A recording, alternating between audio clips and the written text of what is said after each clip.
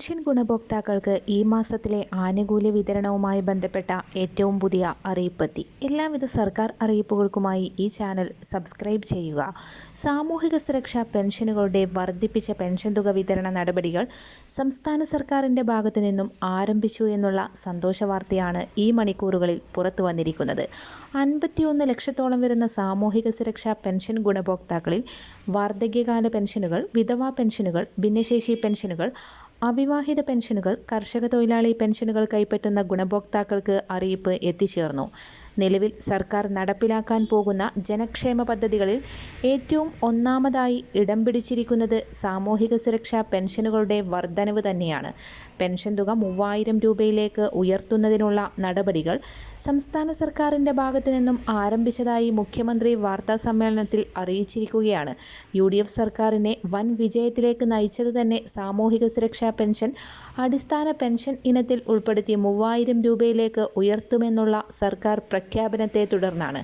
അതുകൊണ്ട് തന്നെ പെൻഷൻ തുക 3000 രൂപയിലേക്ക് ഉടനെ തന്നെ എത്തിക്കുമെന്ന് മുഖ്യമന്ത്രി വ്യക്തമാക്കി. വിവിധ ഘട്ടങ്ങളിലെ പെൻഷൻ തുക 3000 രൂപയിലേക്ക് ഉയർത്തുന്നതിന് പകരം 1000 രൂപ വീതം വർദ്ധിപ്പിച്ച് 3000 രൂപ അടിസ്ഥാന പെൻഷൻ ഇനത്തിൽ വർദ്ധിപ്പിക്കുമെന്നാണ് സംസ്ഥാന സർക്കാർ അറിയിച്ചിരിക്കുന്നത്.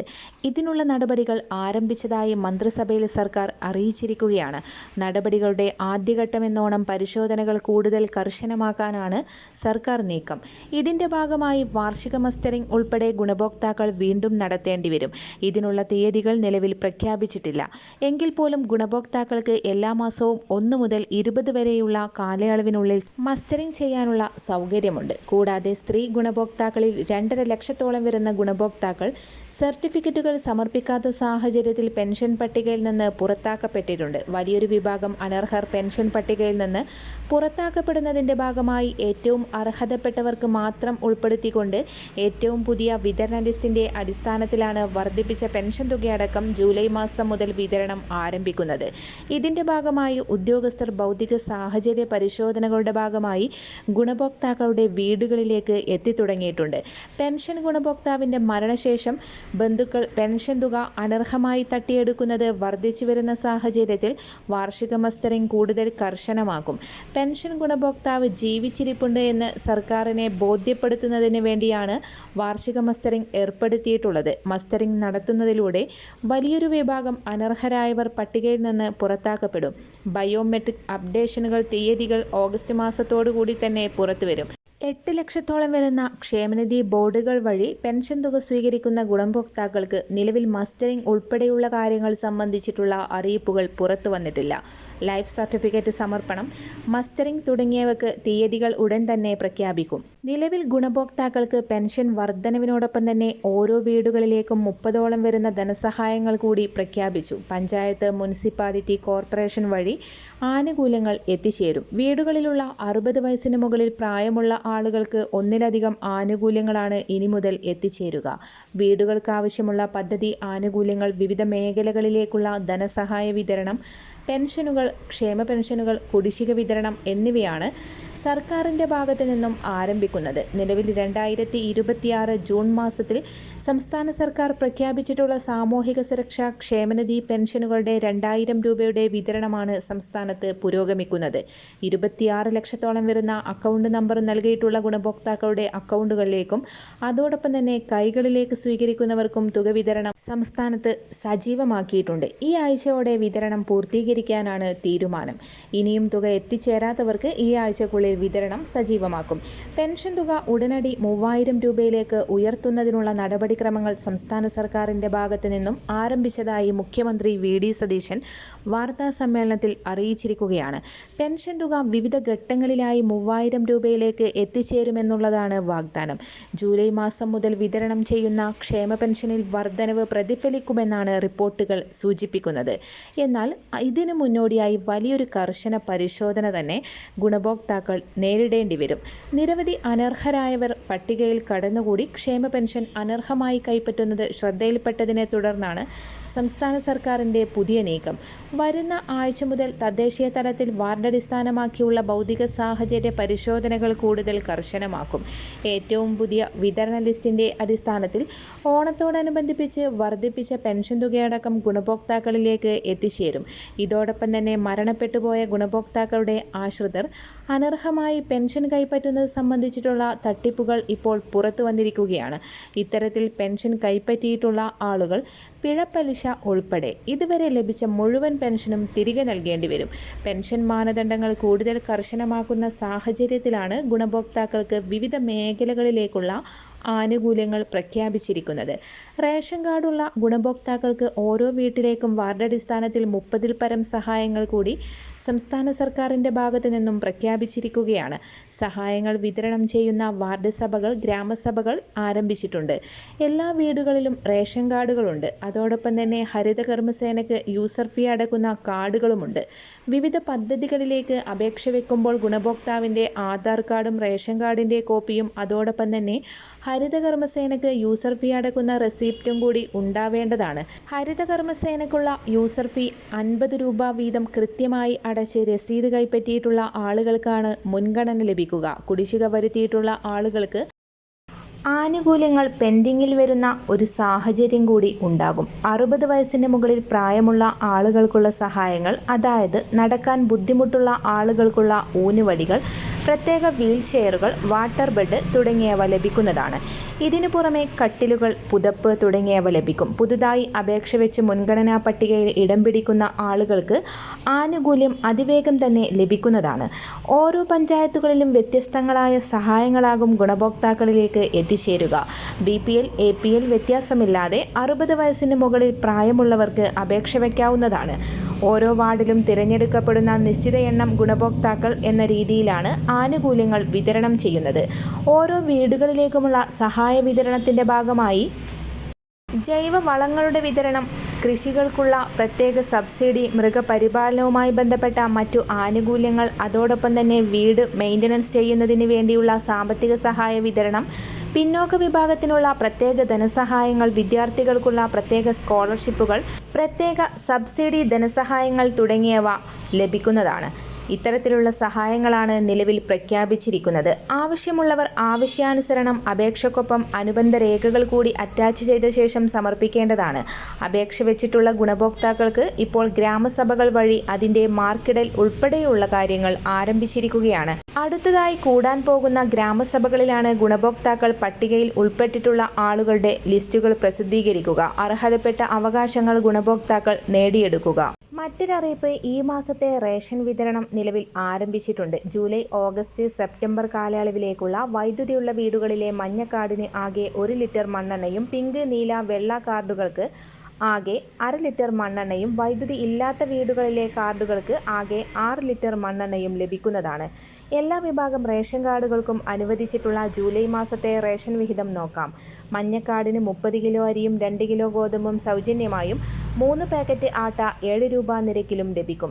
പിങ്ക് കാർഡിലെ ഓരോ അംഗത്തിനും 4 കിലോ അരിയും 1 കിലോ ഗോതമ്പും സൗജന്യമായി ലഭിക്കും. കാർഡിന് അനുവദിച്ചിട്ടുള്ള ആകെ ഗോതമ്പിൻ്റെ അളവിൽ നിന്നും 4 കിലോ കുറച്ച് അതിന് പകരം 4 പാക്കറ്റ് ആട്ട 9 രൂപ നിരക്കിൽ ലഭിക്കുന്നതാണ്. നീലക്കാർഡിലെ ഓരോ അംഗത്തിനും 2 കിലോ അരി വീതം കിലോക്ക് 4 രൂപ നിരക്കിൽ ലഭിക്കും. നീലക്കാർഡിലെ സ്പെഷ്യൽ വിഹിതമായി 3 കിലോ ഗോതമ്പ് കിലോക്ക് 8.70 എന്ന നിരക്കിൽ ലഭിക്കും. അതാത് താലൂക്കിലെ സ്റ്റോക്കിനനുസരിച്ച് കാർഡിന് 4 കിലോ വരെ ആട്ട കിലോക്ക് 17 രൂപ നിരക്കിലും ലഭിക്കും.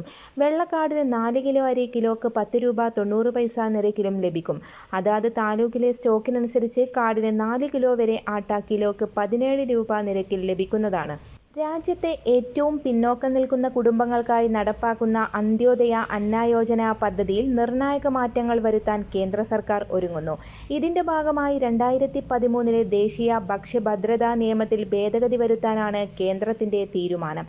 നിലവിലെ നിയമപ്രകാരം മഞ്ഞ കാർഡുള്ള ഒരു കുടുംബത്തിൽ എത്ര അംഗങ്ങളുണ്ടെന്നത് പരിഗണിക്കാതെ പ്രതിമാസം 35 കിലോ സൗജന്യ ഭക്ഷ്യധാന്യം ലഭിക്കാറുണ്ട്. എന്നാൽ പുതിയ പരിഷ്കാരം വരുന്നതോടെ ഈ രീതി മാറും. ഇനി മുതൽ കുടുംബത്തിലെ ഓരോ വ്യക്തിക്കും 7 കിലോഗ്രാം വീതമായിരിക്കും ഭക്ഷ്യധാന്യം അനുവദിക്കുക. അതേസമയം ഒരു കുടുംബത്തിന് പരമാവധി ലഭിക്കാവുന്ന റേഷൻ വിഹിതം 35 കിലോ ആയി തന്നെ പരിമിതപ്പെടുത്തുകയും ചെയ്യും. ചുരുക്കത്തിൽ കുറഞ്ഞ അംഗങ്ങളുള്ള കുടുംബങ്ങൾക്ക് ഇനി മുതൽ 35 കിലോ അരി മുഴുവനായി ലഭിക്കില്ല. കേന്ദ്ര സർക്കാർ ജീവനക്കാർക്കും പെൻഷൻകാർക്കും ഏറെ പ്രതീക്ഷ നൽകുന്ന 8ാം ശമ്പള കമ്മീഷൻ നടപടികൾ നിർണായക ഘട്ടത്തിലേക്ക് കടന്നിരിക്കുകയാണ്. സാമ്പത്തിക മേഖലയിലെ പ്രധാന വാർത്തയായ ക്ഷാമബത്ത വർധന സംബന്ധിച്ച അപ്ഡേറ്റുകളാണ് ഇപ്പോൾ പുറത്തുവന്നിരിക്കുന്നത്. ജീവനക്കാർക്കും പെൻഷൻകാർക്കും ലഭിക്കുന്ന ക്ഷാമബത്ത വർഷത്തിൽ 2 തവണയാണ് കേന്ദ്ര സർക്കാർ പരിഷ്കരിക്കുന്നത്. 2026 ഏപ്രിൽ മാസത്തിൽ സർക്കാർ ക്ഷാമബത്ത 2% വർദ്ധിപ്പിക്കുകയും അത് 60%ആയി ഉയർത്തുകയും ചെയ്തിരുന്നു. ഇതിന്റെ തുടർച്ചയായി ഈ വർഷത്തെ 2ാമത്തെ ക്ഷാമബത്ത വർധന സെപ്റ്റംബറോടെ ഉണ്ടാകുമെന്നാണ് പ്രതീക്ഷിക്കുന്നത്. വ്യവസായിക തൊഴിലാളികൾക്കായുള്ള all India consumer price index അടിസ്ഥാനമാക്കിയുള്ള പണപ്പെരുപ്പ കണക്കുകൾ പരിശോധിച്ച ശേഷമായിരിക്കും അന്തിമ തീരുമാനം കൈക്കൊള്ളുക. ഏപ്രിൽ മാസത്തിലെ പണപ്പെരുപ്പ നിരക്കുകൾ വർധനവ് സൂചിപ്പിക്കുന്നുണ്ടെങ്കിലും മെയ് ജൂൺ മാസങ്ങളിലെ വിവരങ്ങൾ കൂടി ലഭ്യമായാൽ മാത്രമേ കൃത്യമായ നിരക്ക് വ്യക്തമാവുകയുള്ളൂ.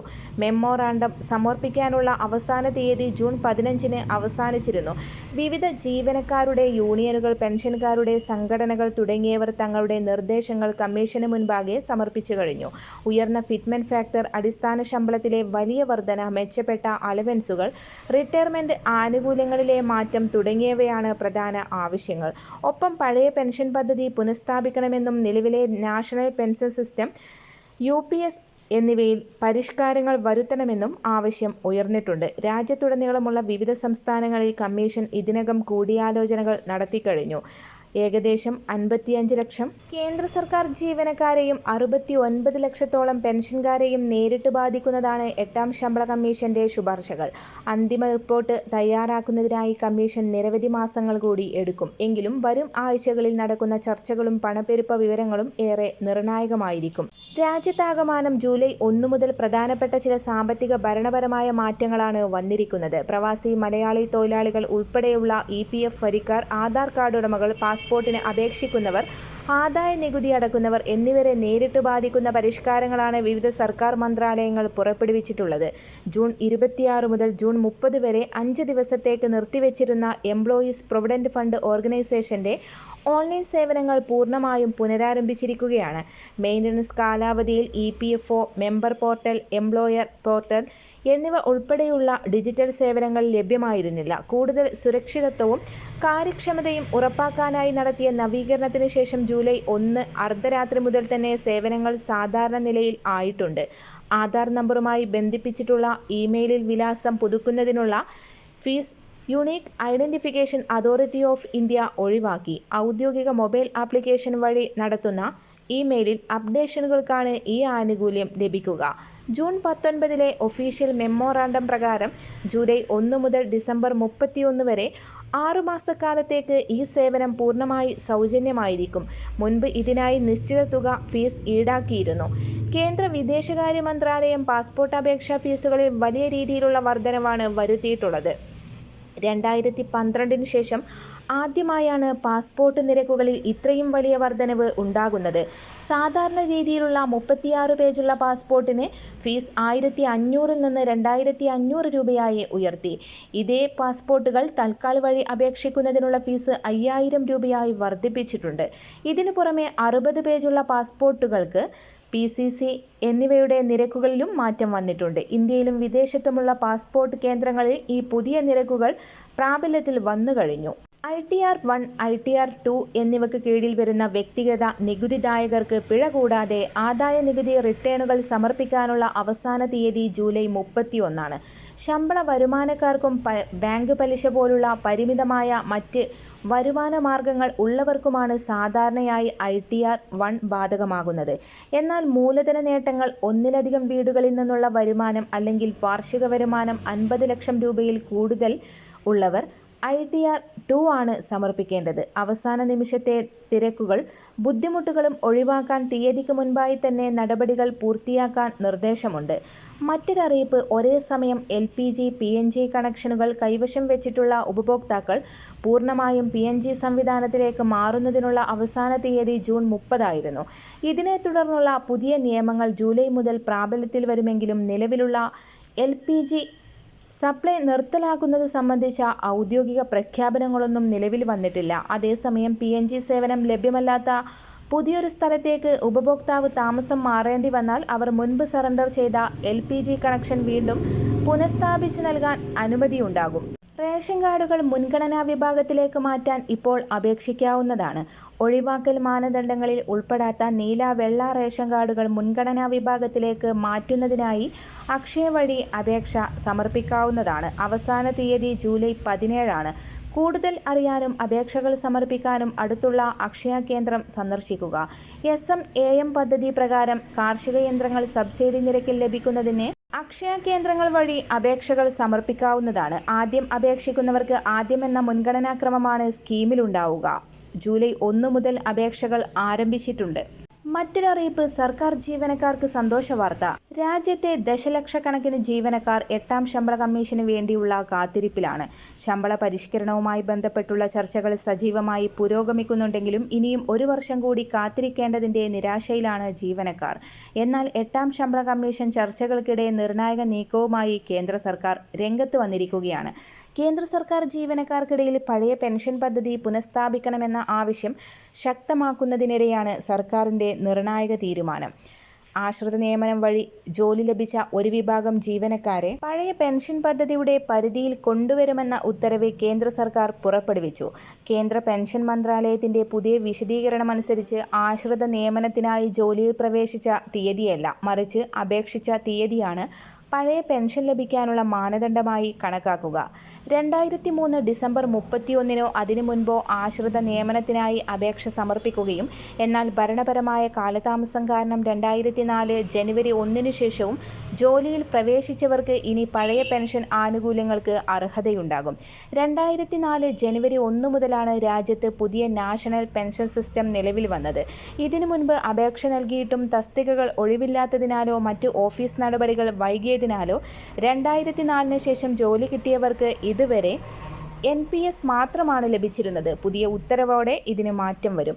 All India NPS employees federation ഉൾപ്പെടെയുള്ള സംഘടനകൾ സർക്കാരിൻ്റെ തീരുമാനത്തെ സ്വാഗതം ചെയ്തതായി അറിയിച്ചിട്ടുണ്ട്. എങ്കിലും നിലവിൽ ഈ ഇളവ് ആശ്രിത നിയമനം ലഭിച്ച ഒരു പ്രത്യേക വിഭാഗത്തിന് മാത്രമാണ്. എല്ലാ ജീവനക്കാർക്കും പഴയ പെൻഷന് ബാധകമാക്കുന്ന കാര്യത്തിൽ സർക്കാർ ഇതുവരെ അന്തിമ തീരുമാനം എടുത്തിട്ടില്ല. വിപണിയിലെ മാറ്റങ്ങളുമായി ബന്ധമില്ലാതെ ഒരു ജീവനക്കാരന് അവസാനം വാങ്ങിയ ശമ്പളത്തിൻ്റെ പകുതി തുക പെൻഷനായി ഉറപ്പു നൽകുന്നതാണ് OPS. എന്നാൽ പുതിയ NPS പദ്ധതി വിപണിയിലെ നിക്ഷേപങ്ങളുടെ ലാഭനഷ്ടങ്ങൾക്ക് വിധേയമായാണ് പ്രവർത്തിക്കുന്നത്. അതുകൊണ്ടാണ് OPS വേണമെന്ന ആവശ്യം ജീവനക്കാർ ശക്തമായി ഉന്നയിക്കുന്നത്.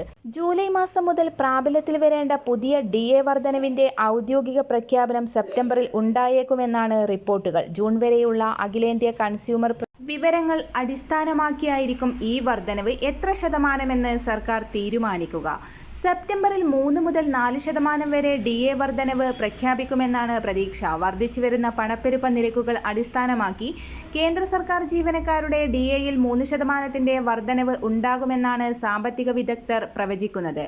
മറ്റൊരറിയിപ്പ്, കേരളത്തിൻ്റെ സാമ്പത്തിക അടിത്തറ നിലനിർത്തുന്നതിൽ നിർണായക പങ്ക് വഹിക്കുന്ന പ്രവാസികളുടെ പെൻഷൻ തുക 5000 രൂപയായി വർദ്ധിപ്പിക്കണമെന്ന് സൗദി മാറാക്കര പഞ്ചായത്ത് KMCC യോഗം സർക്കാരിനോട് ആവശ്യപ്പെട്ടു.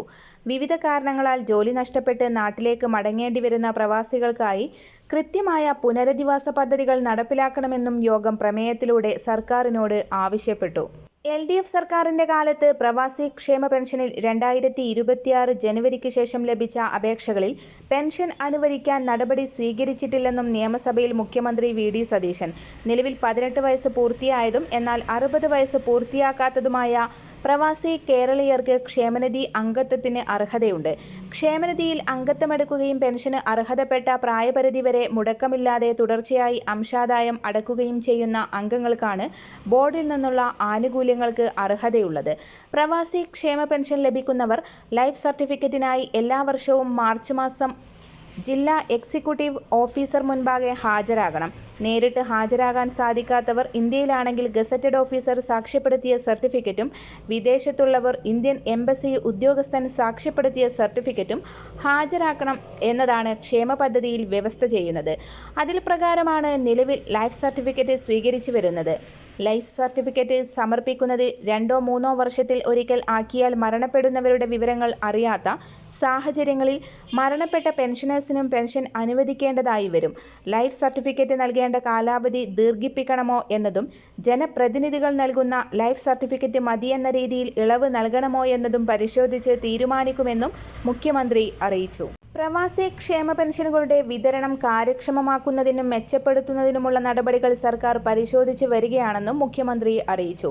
പ്രവാസി മലയാളികളുടെ സാമൂഹിക സുരക്ഷയും ക്ഷേമവും ഉറപ്പാക്കുന്നതിനും അവർക്കുള്ള ക്ഷേമ പദ്ധതികൾ ഏകോപിപ്പിക്കുന്നതിനുമാണ് കേരള പ്രവാസി ക്ഷേമ ബോർഡ് രൂപീകരിച്ചതെന്ന് മുഖ്യമന്ത്രി അറിയിച്ചു.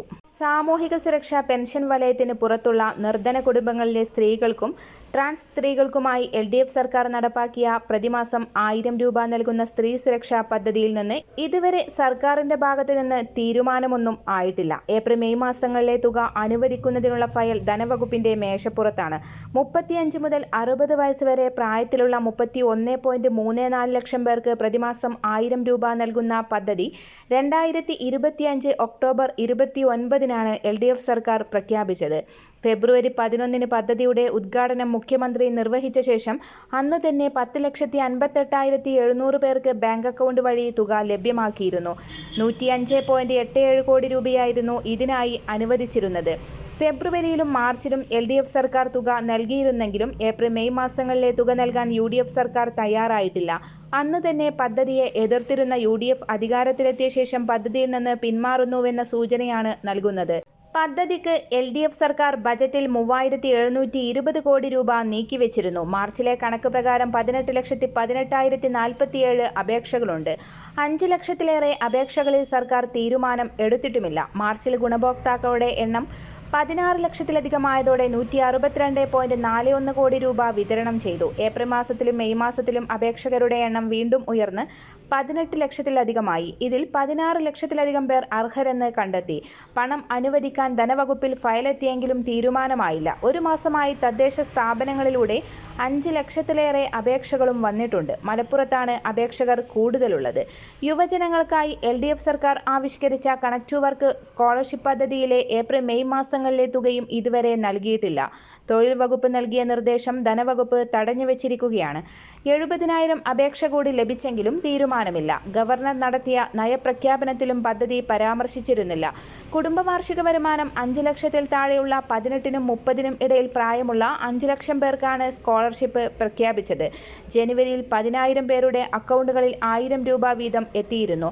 ഫെബ്രുവരിയിലും മാർച്ച് മാസത്തിലുമായി 75,376 പേർക്ക് തുക നൽകി. ഇതിനായി ബജറ്റിൽ 400 കോടി രൂപ LDF സർക്കാർ നീക്കിവെച്ചിരുന്നു.